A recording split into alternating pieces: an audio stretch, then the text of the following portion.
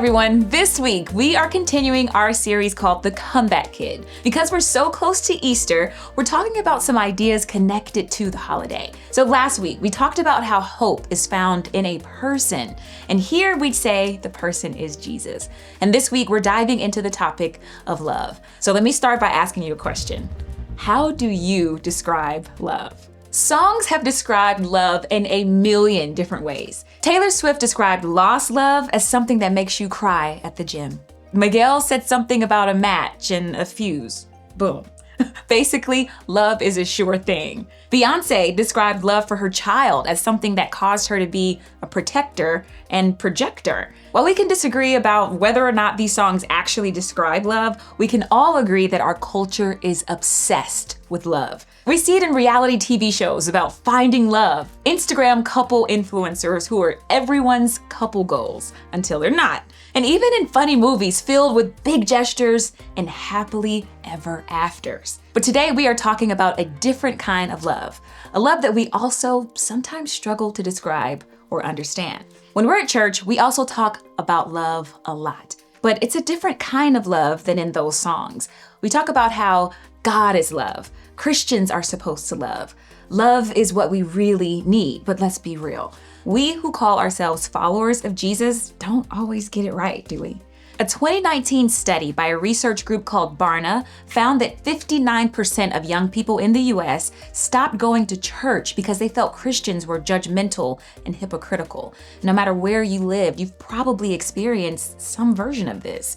And even more recently, a study found that non-Christians associate Christians with characteristics like hypocrisy, being judgmental, being self-righteous, and being arrogant. And let's be honest, while these numbers are certainly not good, we can actually see this play out in our everyday lives. Sometimes people who represent Jesus are rude. Sometimes people do mean things and say it's because they are obeying God. Sometimes we may even feel judged or disliked by people who call themselves Christians because they don't agree with us or don't like the things that we've done. And this can make understanding Jesus really confusing. It can also make us wonder what it actually looks like to love others. Or worse, we wonder what Jesus is all about. Is he really all about love?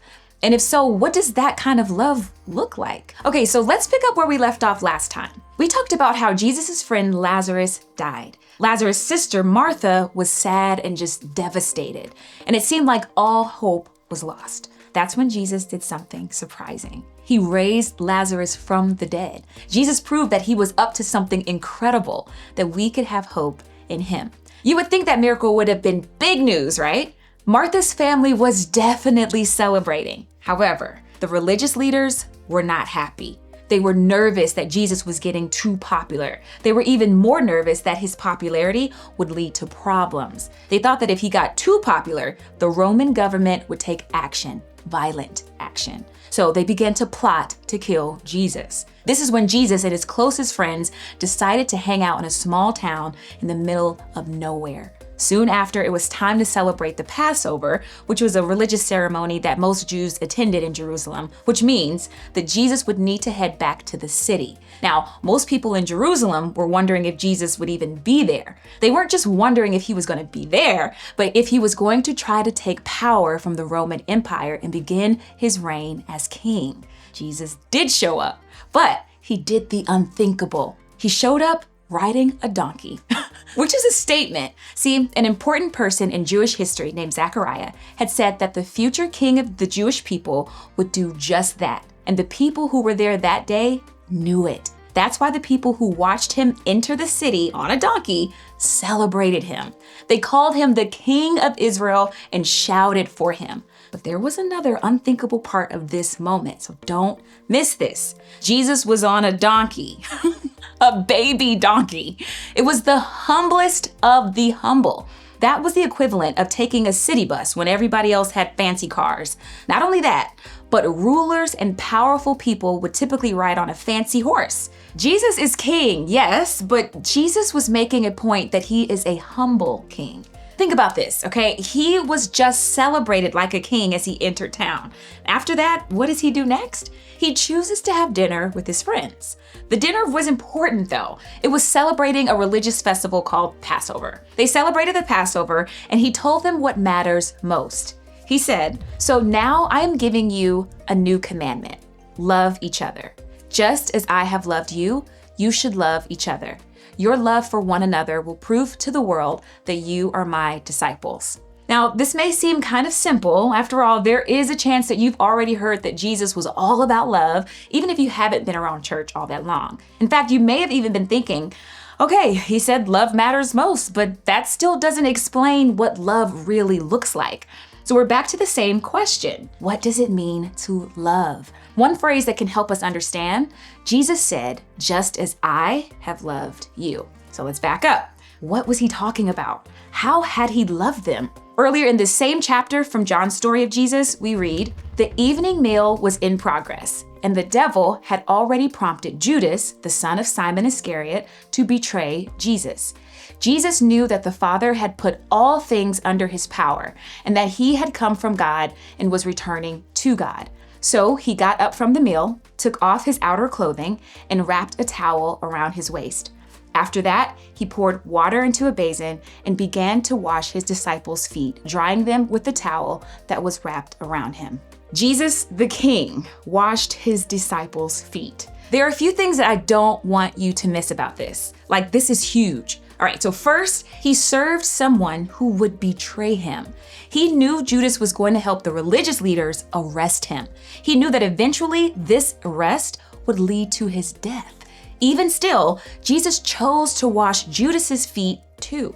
It is written that Jesus had all of the power, and instead, he chose humility. He is God and still chose to serve people. And finally, this act of service wasn't the most glamorous experience. The disciples' feet had been in sandals on dirty roads. This was not just a pedicure. It was a job that someone who didn't have a choice was forced to do. But Jesus chose to do it. And it was this act of service that Jesus used to show what love looks like. To love like Jesus is to serve like Jesus. Let's try to think about this in today's terms using a couple of different examples. Let's say that you went over to a neighbor's house or apartment and washed their dishes every day for a week. That's what Jesus did. Or let's say you folded all of your family's laundry for an entire month. That is what Jesus did. Or let's say you went to your best friend's house and walked their dog every day for 10 days straight. That's what Jesus did. But remember, one of Jesus's disciples, Judas, would betray him, and Jesus knew that. So let's say you walked your best friend's dog for 10 days, knowing that he or she was going to turn their back on you and quit being your friend a week later. That is what Jesus did. And let's say that you did all of that out of love. It wasn't about you. You didn't do it to get paid. You didn't do it to get recognition. You didn't do it to hear thank you. You simply did those things because you cared about the other people. That is what Jesus did. So what does this mean for us? I'm not suggesting we all go around washing each other's feet at school. That would definitely get weird. But we can look at Jesus's example of what loving through service looks like. In fact, here are 3 things that we can do to serve more like Jesus. First, choose to serve our friends and our enemies. Jesus chose to serve Judas even though he knew he would betray him. Of course, serving our enemies does not mean allowing them to harm us or not having boundaries, but it does mean we serve both people we like and dislike. And second, choose humility. Sometimes service means giving up our own priorities or power for the good of others. That could look like risking your reputation or clout to sit with someone who is alone and could use a friend. It could even mean serving people who have fewer resources than we do, even if it costs us our time or money. And third, choose to serve even when it's not fun. In fact, sometimes it's messy and at the very least, not always something you would want to post about. Sometimes it's easy to serve when there will be a reward or we can brag. It's even easier to serve when it benefits us. Serving like Jesus means serving even when it's not what we want to do. It's this sacrificial love and service that demonstrates to the world what Jesus looks like. The point is that when we serve, we show love the way Jesus did.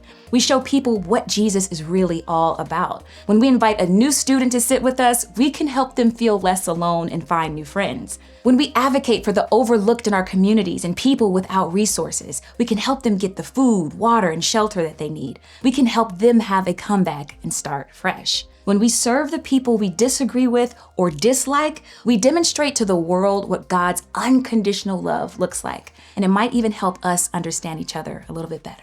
So just think about the potential of what we've talked about today. Can you imagine what would happen if Christians were known as the kindest people in your school who helped everyone that they saw? Could you imagine what our communities would look like if our churches were known for how we served people who were hurting or needed help? Could you imagine what would happen if the world knew Christians as the people who were not just about seeking power, but instead were most interested in serving others who feel powerless?